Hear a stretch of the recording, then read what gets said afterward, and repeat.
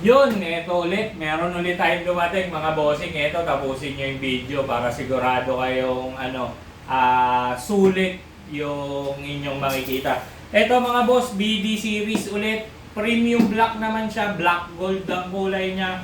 Para sa Honda Click 160. Monoshock to mga boss. Stock height 340mm. Pakita ko sa inyo. Unbox natin. Ayan mga bossing. Ito, kompleto yan siya. Sticker, manual, warranty card. Yan. Meron siyang, ito yung kanyang spare na spring. Then ito naman yung kanyang mismong shock. Ayan, napakaganda bossing. BD series is fully adjustable na. Yung high-end na shock absorber ni Racing Boy. Ito yung pinakamahal na colorway niya, yung ating premium black. Black yung spring, lahat black. Gold yung kanyang piston. Lapit mo brother, pakita mo kung gaano ka laki yung piston diameter ng ating BD series. Para sa Honda Click 160 mga bossing. Fully adjustable, spring preload, compression, then rebound. Ayan.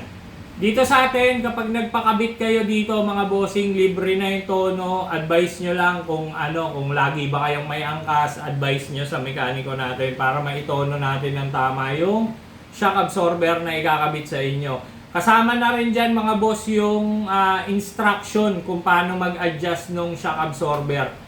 Then, ayun mga boss, sa interesado, limited stock. Itong dumating na to mga bossing is 5 piraso lang po. Ayun. PM lang sila mga boss, huwag kayong mahiya habang meron pa. Thank you.